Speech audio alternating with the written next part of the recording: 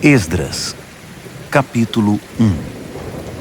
No primeiro ano de Ciro, rei da Pérsia, em cumprimento à palavra do Eterno anunciada por Jeremias, o Eterno incitou Ciro, rei da Pérsia, a fazer um pronunciamento oficial em todo o seu reino.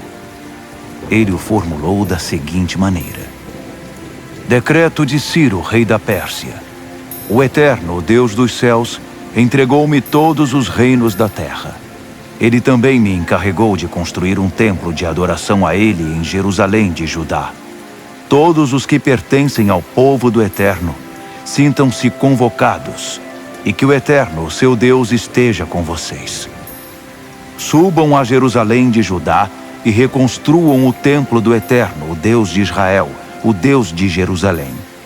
Quem ficar para trás, onde quer que esteja vivendo, ajudará enviando prata, ouro, ferramentas e animais, além das ofertas voluntárias para o templo de Deus em Jerusalém. Os chefes das famílias de Judá e de Benjamim, os sacerdotes e levitas, e todos aqueles que Deus despertou, partiram para reconstruir o templo do Eterno em Jerusalém. Os vizinhos ajudaram, trazendo entusiasticamente prata, ouro, ferramentas, animais, objetos de valor e, acima de tudo, ofertas voluntárias. O rei Ciro também entregou a eles todos os objetos e utensílios do templo do Eterno que Nabucodonosor havia levado de Jerusalém e que estavam no templo dos seus deuses. O rei da Pérsia designou o tesoureiro Mitredate responsável pela transferência. Ele fez um levantamento completo daqueles itens e os entregou a Sesbazar, governador de Judá. Eis a lista: 30 bacias de ouro, 1000 bacias de prata, 29 panelas de prata, 30 tigelas de ouro, 410 tigelas de ouro de segunda linha, 1000 itens variados. Ao todo, Sesbazar levou consigo 5.400 objetos de ouro e de prata quando voltou com os exilados da Babilônia para Jerusalém. Esdras, capítulo 2. Estes são os habitantes da província que retornaram do cativeiro, os exilados que Nabucodonosor, rei da Babilônia, tinha levado cativo. Eles voltaram para Jerusalém e Judá, cada um para sua cidade. Acompanhavam Zorobabel, Jesua, Neemias, Seraías, Reelaías, Mardoqueu, Bilzã, Mispar, Bigvai, Reum e Baaná. Este é o número dos que retornaram, de acordo com sua família de origem. Parós, 2.172. Cefatias, 372. Ara, 775. Paate e Moabe, descendentes de Jesua e Joabe, 2.812. Elão, 1.254. Zatu, 945. Zacai, 760. Bani, 642. Bebai, 623. Asgade, 1.222. Adonicão, 666. Bigvai, 2.056. Adim, 454. Ater, descendentes de Ezequias, 98. Bezai, 323. Jora, 112. Rassum, 223. Gibar, 95. Israelitas identificados por lugar de origem: Belém, 123. Netofate, 56. Ananote, 128. Asmavete, 42. Kiriate Jearim, Sefira e Beerote, 743. Ramá e Geba, 621. Micmas, 122. Betel e Ai, 223. Nebo, 52. Magbis, 156. O outro Elão, 1254. Harim, 320. Lode, Hadide e Ono, 725. Jericó, 345.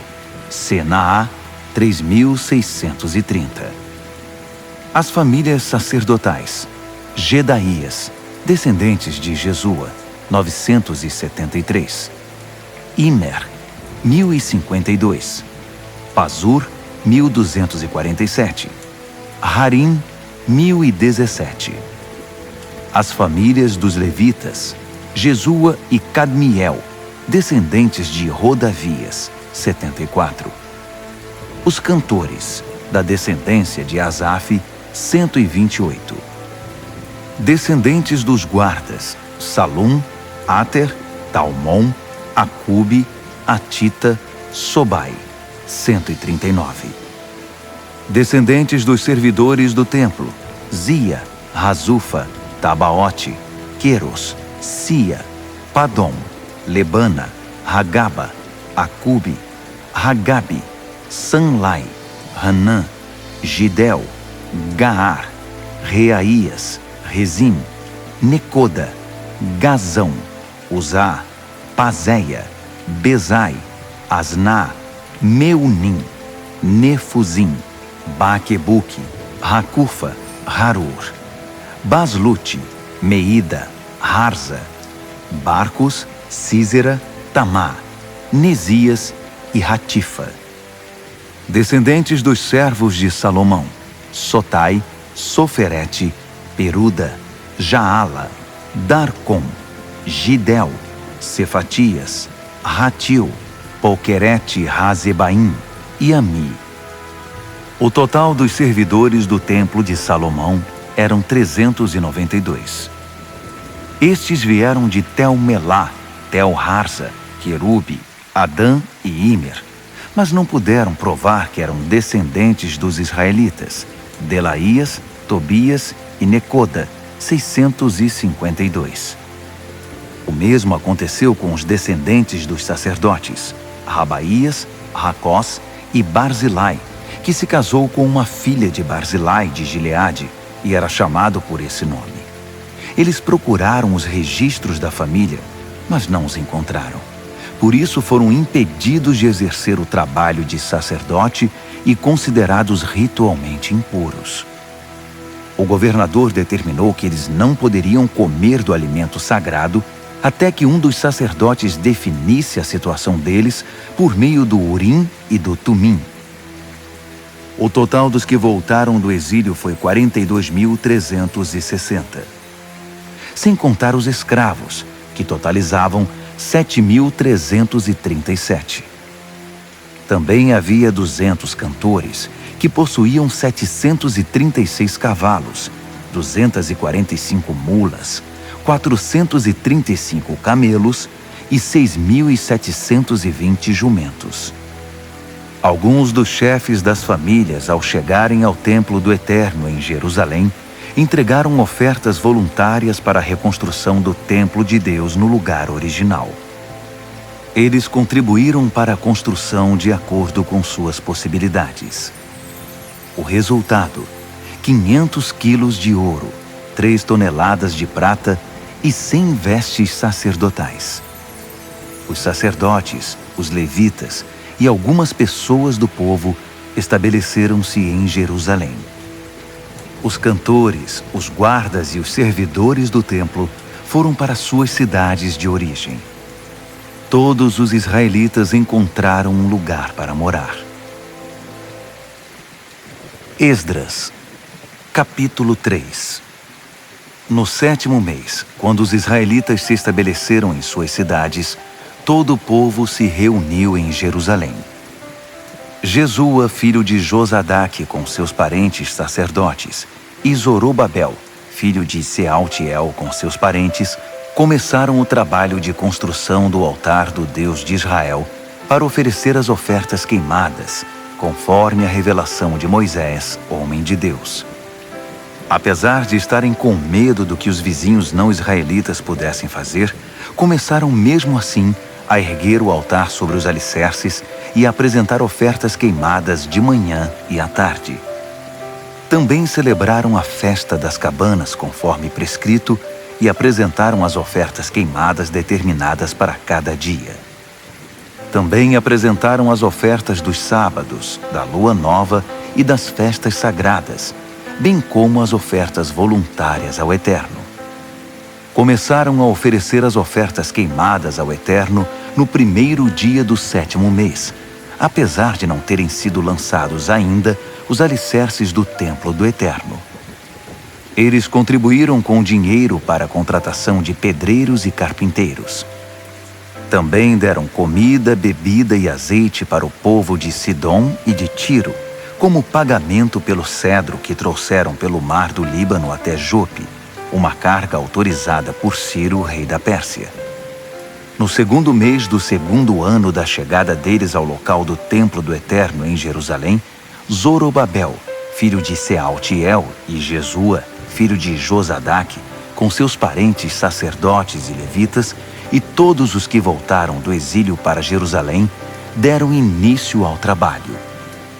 Nomearam os levitas de 20 anos de idade ou mais para supervisionar a reconstrução do templo do Eterno. Jesua e seus parentes uniram-se a Cadmiel, Binui e Rodavias e aos parentes de Renadade, todos levitas, para supervisionar os trabalhadores do templo de Deus. Quando os trabalhadores lançaram os alicerces do templo do Eterno, os sacerdotes, com suas vestimentas, ficaram de pé com as trombetas, e os levitas, descendentes de Asaf, com os símbolos para louvar o Eterno, conforme a tradição de Davi, rei de Israel. Eles cantaram responsivamente ao Eterno com louvores e ações de graças. Sim, Deus é bom. Ah, sim, Ele nunca deixará de amar a Israel. Todo o povo pulou de alegria, louvando ao Eterno, pois os alicerces do templo do Eterno foram lançados. Enquanto a multidão cantava alegremente, muitos dos sacerdotes, levitas e chefes das famílias que tinham visto o primeiro templo choravam incontrolavelmente ao ver os alicerces do novo templo. Era impossível distinguir os sons de alegria do choro. O barulho podia ser ouvido de longe. Esdras, capítulo 4. Os antigos inimigos de Judá e de Benjamim souberam que os exilados estavam reconstruindo o templo do Eterno, o Deus de Israel. Eles vieram conversar com Zorobabel e com os chefes das famílias. Queremos ajudá-los porque também adoramos ao Deus de vocês. Temos oferecido sacrifícios a ele desde que Esar-Hadom, rei da Assíria, nos trouxe para cá. Mas Zorobabel, Jesua e o restante dos chefes das famílias de Israel responderam: de maneira alguma. A construção do templo do nosso Deus não significa a mesma coisa para vocês. Só nós construiremos o templo para o Eterno, o Deus de Israel. Fomos nós que recebemos de Ciro, rei da Pérsia, a incumbência de reconstruí-lo. Depois disso, aqueles homens começaram a fazer de tudo para desanimar o povo de Judá e para amedrontar os trabalhadores. Eles chegaram a contratar gente de fora para trabalhar. A perturbação durou 15 anos, durante todo o reinado de Ciro até o reinado de Dario, reis da Pérsia. Na verdade, no início do reinado de Xerxes, eles fizeram uma denúncia contra os moradores de Judá e de Jerusalém. Mais uma vez, no reinado de Artaxerxes, Bislão, Mitredate, Tabeel e seus companheiros escreveram ao rei da Pérsia sobre os problemas de Jerusalém. A carta foi escrita em aramaico e foi traduzida. O texto a seguir está em aramaico. Reum, o oficial no comando, e Sinzai, o secretário, escreveram uma carta contra Jerusalém e Artaxerxes, o rei, como segue. Do comandante Reum e do secretário Sinzai e dos seus companheiros, os juízes e os oficiais, sobre o povo de Trípoli, da Pérsia, de Ereque e da Babilônia, Os elamitas de Susã e das demais nações que o poderoso e famoso Assurbanipal deportou e estabeleceu na cidade de Samaria e em outros lugares a oeste do Eufrates. Esta é a cópia da carta que enviaram. Ao rei Artaxerxes, dos seus servos da terra a oeste do Eufrates. Queremos informar o rei que os judeus que partiram daí e chegaram a Jerusalém começaram a reconstruir essa cidade rebelde e má. Estão empenhados em terminar os muros e em reconstruir os alicerces. O rei precisa saber que quando a cidade estiver reconstruída e os muros terminados, os moradores não pagarão mais 1 centavo de tributo, taxas ou impostos. O tesouro real sofrerá com a perda. Somos leais ao rei e não podemos ficar apáticos enquanto o rei é insultado. Daí o interesse em relatar a situação. Sugerimos que o senhor procure nos registros históricos dos seus antepassados e constatará que essa cidade é rebelde, um espinho para qualquer rei ou governador. É um centro de conflitos e revoltas, e isso há muito tempo. Por isso a cidade foi destruída. Queremos que o rei saiba que se a cidade for reconstruída e seus muros restaurados, o Senhor perderá o que tem nas províncias da além do Eufrates. O rei mandou a resposta ao comandante Reum, ao secretário Sinzai e ao restante dos seus companheiros que viviam em Samaria e em outras localidades a oeste do Eufrates. A paz esteja com vocês. A carta que vocês mandaram foi traduzida e lida para mim. Mandei pesquisar os registros e, de fato, foi constatado que essa cidade se revoltou muitas vezes contra os reis. A rebeldia é um hábito antigo ali.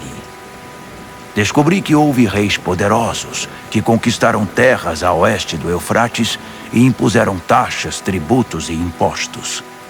Então façam o seguinte: mandem esses homens interromperem a obra imediatamente e não permitam que a recomecem até que eu mande.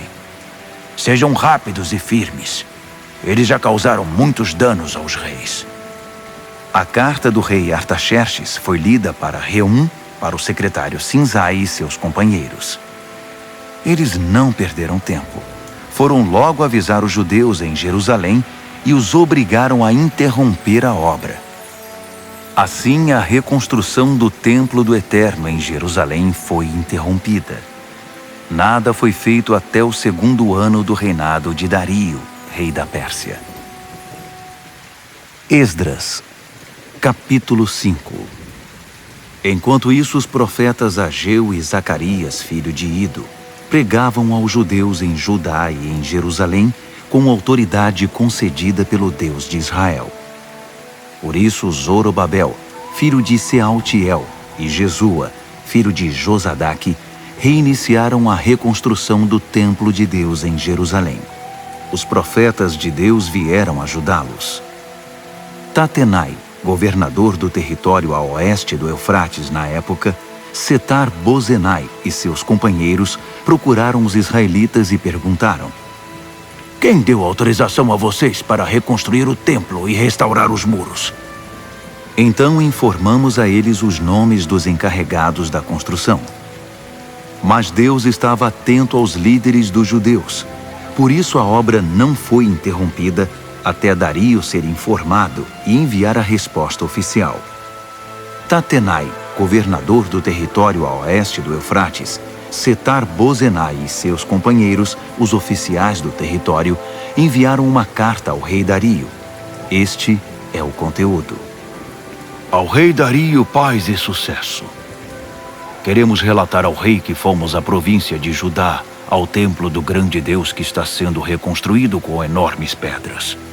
No momento estão pondo as vigas de madeira nas paredes. A obra está sendo executada com empenho e rapidez. Perguntamos aos líderes: quem deu autorização a vocês para reconstruir o templo e restaurar os muros? Também pedimos os nomes dos responsáveis para que pudéssemos informar quem são os encarregados da construção. Eles nos disseram o seguinte: somos servos do Deus dos céus e da terra. Estamos reconstruindo o templo que foi construído muito tempo atrás. Um grande rei de Israel construiu toda esta estrutura. Mas nossos antepassados deixaram o Deus dos céus furioso. Por isso, ele os entregou nas mãos de Nabucodonosor, rei da Babilônia, que destruiu o templo e levou o povo cativo para a Babilônia. Mas quando Ciro se tornou rei da Babilônia, no seu primeiro ano, autorizou a reconstrução do templo de Deus. Além disso, devolveu os utensílios de ouro e de prata do templo de Deus que Nabucodonosor tinha levado embora e posto no templo na Babilônia.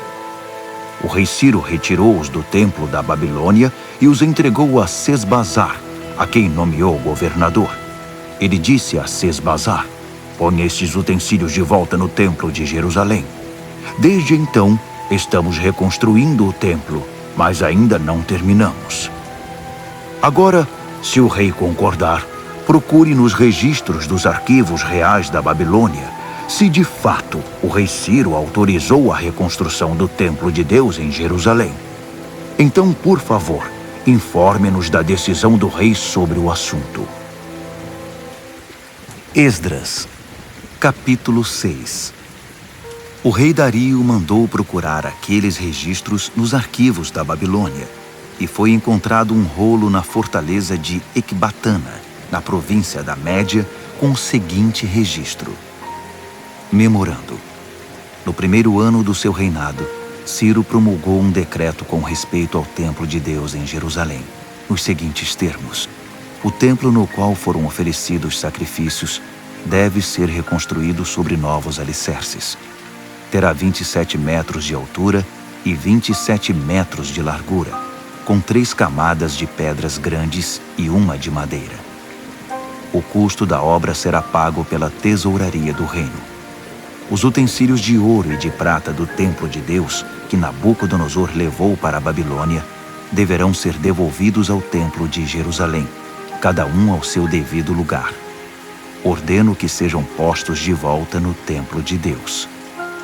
Dario respondeu: Agora ouçam, Tatenai, governador do território a oeste do Eufrates, Setar-Bozenai, seus companheiros e todos os oficiais do território. Não os impeçam. Deixem o governador e os líderes dos judeus em paz, para que possam dedicar-se à reconstrução do templo de Deus.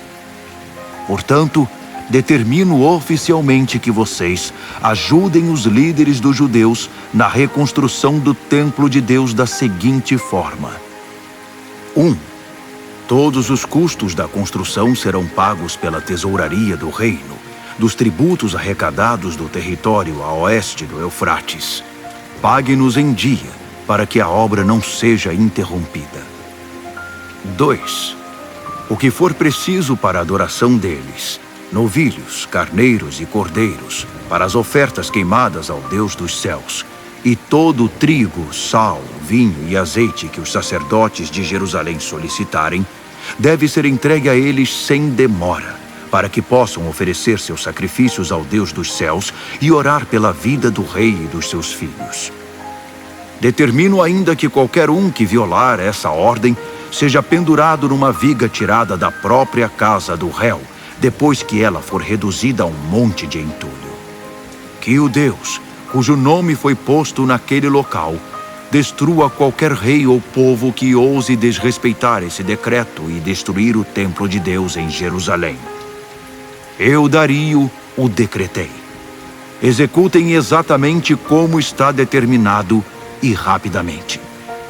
Tatenai, governador do território a oeste do Eufrates, Setar-Bozenai e seus companheiros cumpriram à risca o decreto de Dario. Assim, os líderes dos judeus deram prosseguimento à construção. A obra continuava exatamente como os profetas Ageu e Zacarias, filho de Ido, haviam anunciado. A obra foi terminada sob a ordem do Deus de Israel e a autorização de Ciro, Dario e Artaxerxes, reis da Pérsia. O templo foi concluído no dia 3 do mês de Adar, no 6º ano do reinado do rei Dario. Os israelitas, os sacerdotes, os levitas e o restante dos exilados celebraram entusiasticamente a dedicação do templo de Deus. Para a cerimônia de dedicação, ofereceram 100 novilhos, 200 carneiros e 400 cordeiros. Como oferta de perdão, ofereceram 12 cabritos, um para cada tribo de Israel.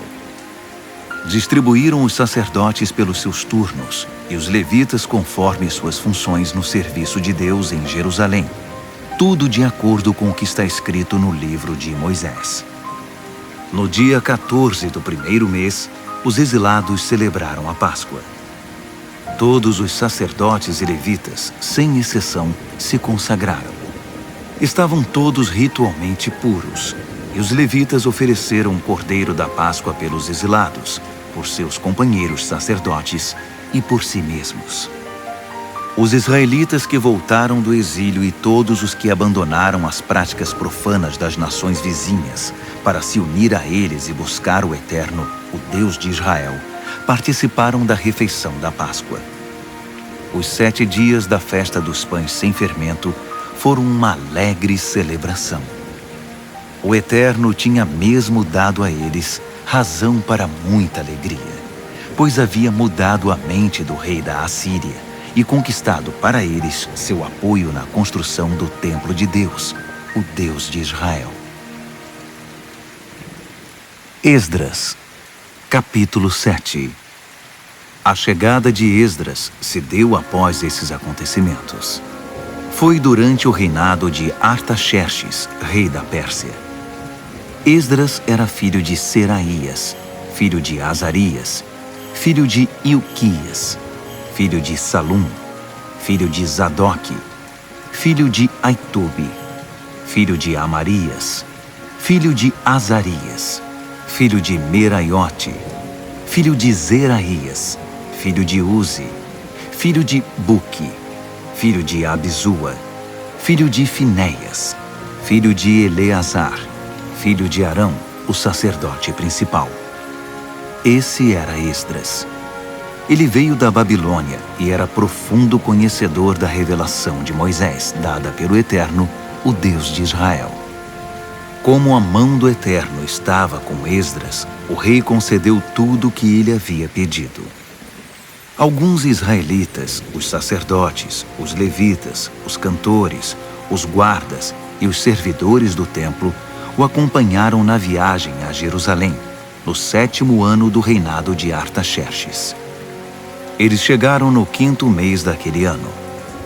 Esdras tinha saído da Babilônia no 1º dia do 1º mês, e a chegada a Jerusalém aconteceu no 1º dia do 5º mês, sob a direção protetora de Deus. Esdras dedicou-se a estudar e a praticar a revelação de Deus, e a ensinar aos israelitas as verdades contidas no livro. Esta é a carta que o rei Artaxerxes entregou a Esdras, sacerdote e estudioso, mestre em questões relativas aos ensinamentos do Eterno para Israel. Artaxerxes, rei dos reis, ao sacerdote Esdras, estudioso dos mandamentos do Deus do céu. Paz e sucesso. Estabeleço por meio deste decreto que qualquer israelita, cidadão do meu reino, que queira subir a Jerusalém, até mesmo os seus sacerdotes e levitas, estão autorizados a ir. Vocês estão sendo enviados pelo rei e seus 7 conselheiros para verificar como está Judá e Jerusalém em relação à obediência ao ensino do seu Deus, que vocês estão levando em mãos. Vocês também estão autorizados a levar a prata e o ouro que o rei e os seus conselheiros estão doando para o Deus de Israel, que habita em Jerusalém, e a prata e o ouro arrecadados por meio da contribuição generosa de toda a Babilônia, incluindo a do povo e dos sacerdotes, para o templo do seu Deus em Jerusalém. Utilizem esse dinheiro criteriosamente para comprar bois, carneiros, cordeiros e os ingredientes para as ofertas de cereal e de bebida. Depois, ofereçam-nas sobre o altar do templo do seu Deus em Jerusalém. Fiquem à vontade para utilizar o restante da prata e do ouro naquilo que vocês e seus parentes acharem melhor, conforme a vontade do seu Deus. Entreguem ao Deus de Jerusalém os utensílios que foram devolvidos a vocês para o serviço no templo do seu Deus. Se precisarem de mais alguma coisa para o templo, paguem com os recursos da tesouraria do reino. Eu, o rei Artaxerxes, autorizo solenemente e determino a todos os tesoureiros do território a oeste do Eufrates que forneçam ao sacerdote Esdras, o estudioso dos mandamentos do Deus do céu, tudo de que ele precisar, até a quantia de 3,5 toneladas de prata, 100 tonéis de trigo, 10 barris de vinho, 10 barris de azeite e sal à vontade. Tudo que o Deus dos céus exigir para o templo deve ser entregue sem hesitação, porque o rei e seus filhos arriscariam provocar sua ira. Fique claro que ninguém poderá cobrar tributos, taxas ou impostos de nenhum sacerdote, levita, cantor, guarda do templo, servidor do templo ou qualquer trabalhador vinculado ao templo de Deus. Eu o autorizo, Esdras, com a sabedoria que Deus deu a você, a nomear magistrados e juízes para administrar a justiça a todo o povo do território a oeste do Eufrates, que viva de acordo com os mandamentos de Deus. Você tem a missão de ensinar os mandamentos de Deus aos que não os conhecem. Quem não obedecer aos mandamentos do seu Deus e às leis do rei, deve ser imediatamente processado e punido com morte, exílio, multa ou prisão. Bendito seja o Eterno, o Deus de nossos antepassados, que concedeu ao rei o propósito de honrar o templo do Eterno em Jerusalém. Além do mais, Deus fez que o rei e todos os seus conselheiros e oficiais influentes fossem benevolentes para comigo. O Eterno, meu Deus, esteve ao meu lado. Por isso estou pronto para ir. Já organizei a viagem de todos os líderes de Israel que irão me acompanhar. Esdras, capítulo 8. Estes foram os chefes das famílias e os que se alistaram para sair comigo da Babilônia, no reinado do rei Artaxerxes.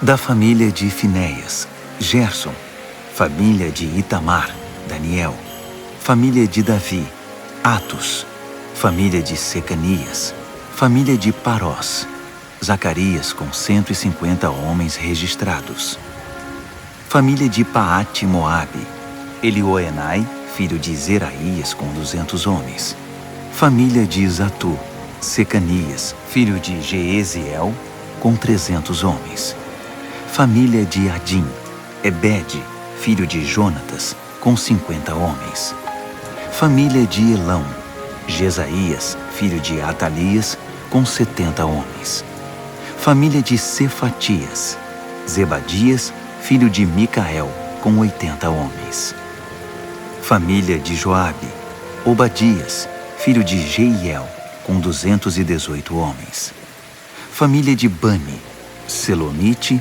filho de Josifias, com 160 homens; família de Bebai, Zacarias, filho de Bebai, com 28 homens; família de Asgade, Joanã, filho de Racatã, com 110 homens; família de Adonicão, trazendo os últimos, Elifelete, Jeuel, Semaías, com 60 homens; família de Bigvai, Utai e Zabude, com 70 homens. Eu os reuni próximo ao canal que desce para Aava. Acampamos ali 3 dias. Descobri que no grupo só havia leigos e sacerdotes, mas nenhum levita. Por isso, mandei chamar os líderes Eliezer, Ariel, Semaías, Eunatã, Jaribe, Eunatã, Natã, Zacarias e Mesulão, e os mestres Joiaribe e Eunatã. Depois, mandei que falassem com Ido, chefe da cidade de Cassifia. Expliquei o que deveriam dizer a Ido e a seus parentes que moram em Cassifia. Mande-nos ministros para o templo do nosso Deus. A boa mão de Deus estava conosco, Por isso eles trouxeram um homem sábio da família de Mali, filho de Levi, filho de Israel, que se chamava Serebias. Entre filhos e irmãos vieram 18 homens. Trouxeram também Razabias e Jesaías da família de Merari. Entre filhos e irmãos eram 20 homens. Também vieram 220 servidores do templo, descendentes dos que ministravam no templo que Davi e os oficiais haviam designado para auxiliar os levitas em seu trabalho. Todos foram registrados pelo nome. Perto do canal de Aava, proclamei um jejum, pois era hora de demonstrar humildade diante do nosso Deus e de orar por sua orientação e proteção na viagem, pelas pessoas e pelos bens que estávamos transportando. É que eu tinha ficado sem jeito de pedir uma escolta ao rei contra os assaltos na estrada. Em vez disso, dissemos a ele: o nosso Deus protege todos os que o buscam, mas se desvia daqueles que o abandonam. Assim jejuamos e oramos por nossa viagem, e Deus nos ouviu. Depois escolhi a 12 dos principais sacerdotes, Serebias, Razabias e 10 de seus irmãos, e pesamos a prata, o ouro, os utensílios e as ofertas para o templo do nosso Deus que o rei, os seus conselheiros e todos os israelitas haviam doado.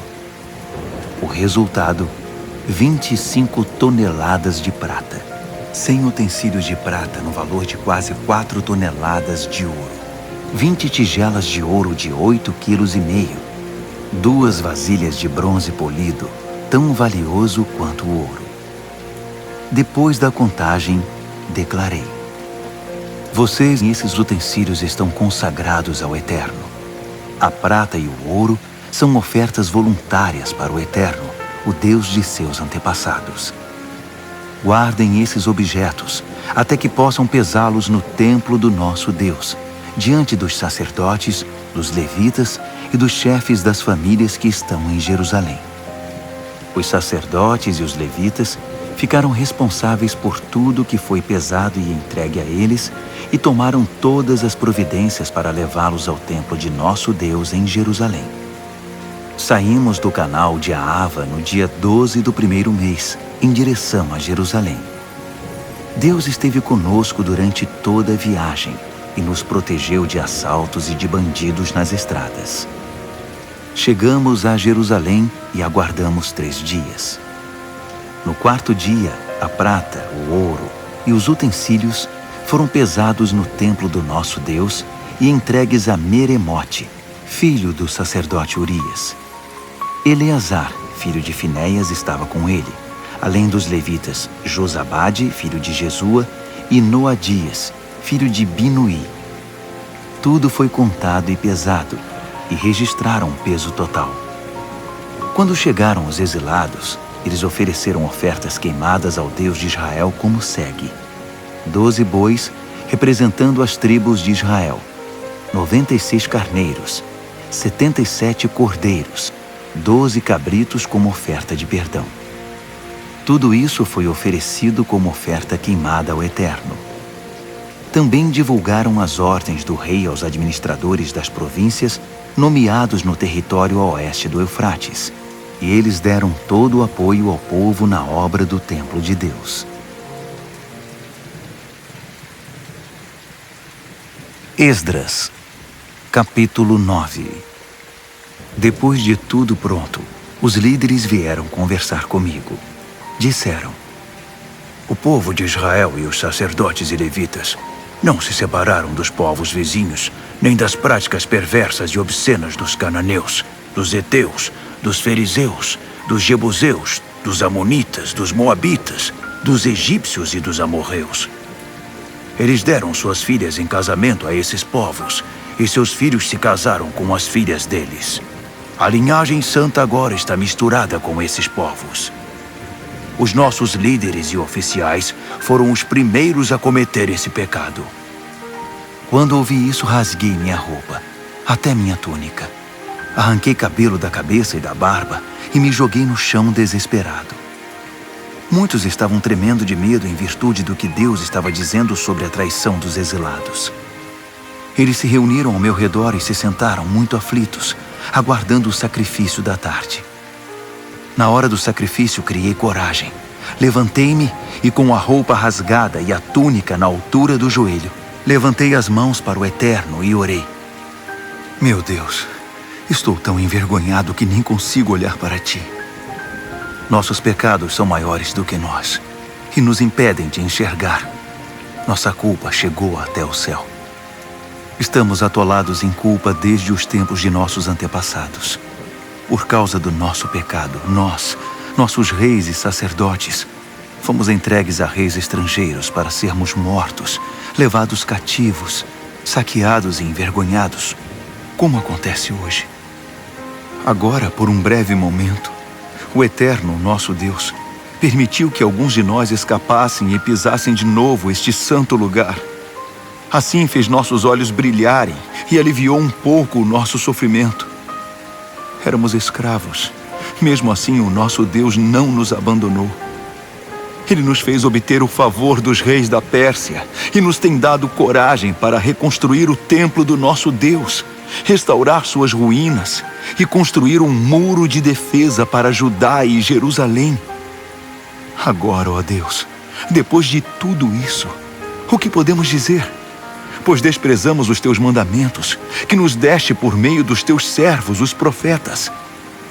Eles nos disseram: a terra que vocês vão possuir está poluída, entulhada com a perversidade do povo que vive ali. Eles a contaminaram com suas práticas abomináveis. Por isso, jamais entreguem suas filhas em casamento aos filhos daqueles povos, nem deixem que as filhas deles se casem com seus filhos. Não permitam que esses povos se sintam à vontade no meio de vocês. Não se envolvam com eles, nem se tornem amigos deles, para que vocês se tornem um povo forte, ganhem bastante dinheiro e deixem um patrimônio razoável para os filhos. Depois de tudo isso que sofremos, por causa de nossos erros e da culpa que acumulamos, ainda que o castigo tenha sido muito menor que o merecido, porque tu nos livraste da opressão, estamos outra vez quebrando os teus mandamentos. Nossos filhos estão se casando com pessoas que praticam perversidades. Não seria isso motivo para que elimines este povo, sem deixar um único remanescente, sem dar a ninguém a chance de escapar? Tu és o Deus justo de Israel. E hoje não passamos de um pequeno bando de exilados que conseguiram sobreviver. Olha para nós, que estamos diante de ti com toda essa culpa. Mas sabemos que não vamos aguentar esta situação por muito tempo. Esdras, capítulo 10. Esdras chorava, prostrado diante do templo de Deus. Enquanto orava e fazia essa confissão, uma multidão imensa de homens, mulheres e crianças de Israel se aglomerou em torno dele, e todos começaram a chorar compulsivamente. Secanias, filho de Jeiel, da descendência de Elão, na condição de porta-voz do povo, disse a Esdras: traímos o nosso Deus, casando-nos com mulheres estrangeiras dos povos ao redor. Mas nem tudo está perdido, ainda há esperança para Israel. Vamos fazer uma aliança agora mesmo com o nosso Deus. Vamos mandar embora todas essas mulheres e seus filhos, de acordo com o que o meu Senhor e aqueles que respeitam os mandamentos de Deus estão dizendo. Agora, Esdras, levante-se, tome a iniciativa e nós o apoiaremos. E não volte atrás. Assim Esdras arrancou dos sacerdotes, dos levitas e de todo Israel a promessa solene de acatar a proposta de Secanias. E eles honraram a promessa. Esdras deixou a praça que ficava em frente do templo de Deus e foi para a casa de Joanã, filho de Eliasibe, onde se hospedou. Ele continuou jejuando sem comer nem beber nada e chorando por causa da traição dos exilados. Depois disso, foram enviados mensageiros a todo o território de Judá e por toda Jerusalém, convocando os exilados a se reunirem em Jerusalém. Quem não aparecesse dentro de 3 dias, conforme a decisão dos líderes e das autoridades, teria seus bens confiscados e seria eliminado da comunidade. 3 dias depois, todos os homens de Judá e de Benjamim estavam em Jerusalém. No dia 20 do 9º mês, todos se sentaram na praça em frente do templo de Deus, impacientes, inquietos e ansiosos por causa da relevância do assunto da reunião e porque chovia muito. Finalmente, o sacerdote Esdras levantou-se e declarou: Vocês são traidores! Casaram-se com mulheres estrangeiras e assim aumentaram a culpa de Israel. Agora reconheçam seu erro diante do Eterno, o Deus de seus antepassados, e façam o que ele exige de vocês. Mantenham distância dos povos da terra e separem-se das mulheres estrangeiras. Toda a congregação respondeu a uma só voz: Sim, faremos tudo o que você mandar. Mas havia uma ressalva. Veja bem, tem muita gente aqui e estamos na época da chuva. Você não espera que resolvamos isso agora, debaixo de chuva, não é? Vai ser preciso esperar um pouco, porque foram muitos os que cometeram esse erro.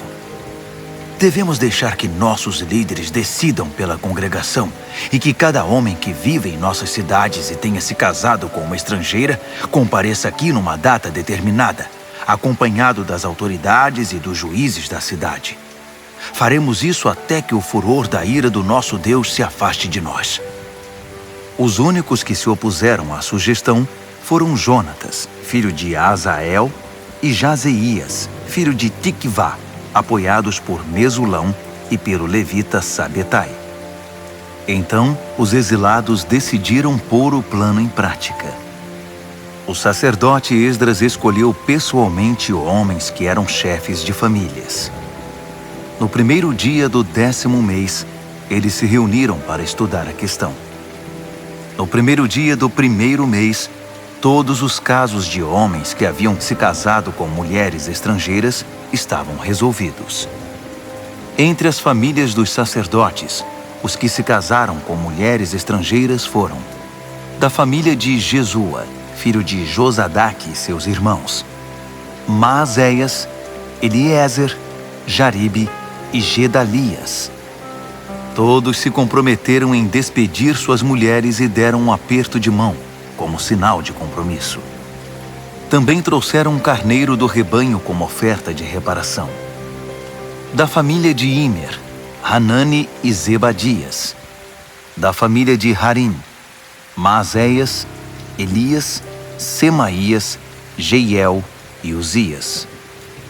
Da família de Pazur, Elioenai, Maazéias, Ismael, Natanael, Josabade e Eleasa. Entre os levitas, Josabade, Simei, Quelaías, isto é, Quelita, Petaías, Judá e Eliezer. Entre os cantores, Eliasibe. Entre os guardas do templo, Salum, Telem e Uri. Entre os outros israelitas, da família de Parós, Ramias, Gesias, Malquias, Miamim, Eleazar, Malquias e Benaia.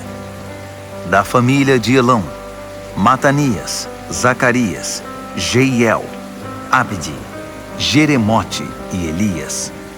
Da família de Zatu, Elioenai, Eliasibe, Matanias, Jeremote, Zabade e Aziza.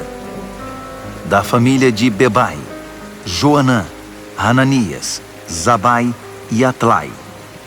Da família de Bani, Mesulão, Maluque, Adaías, Jazube, Seal e Jeremote. Da família de Paate Moabe, Adna, Quelau, Benaia, Maazéias, Matanias, Bezalel, Binui e Manassés. Da família de Harim, Eliezer, Isias, Malquias, Semaías, Simeão, Benjamim, Maluque e Semarias. Da família de Hassum, Matenai, Matatá, Zabade, Elifelete, Jeremai, Manassés e Simei. Da família de Bani, Maadai, Anrão, Uel, Benaia, Bedias, Queluí, Vânias, Meremote, Eliasibe, Matanias, Matenai e Jaazai. Da família de Binui, Simei, Selemias, Natã, Adaías, Macnadbai, Sazai, Sarai, Azarreel, Selemias, Semarias, Salum, Amarias e José. Da família de Nebo, Jeiel, Matitias, Zabade, Zebina, Jadai, Joel e Benaia. Todos esses se casaram com mulheres estrangeiras, e alguns deles tiveram filhos com elas.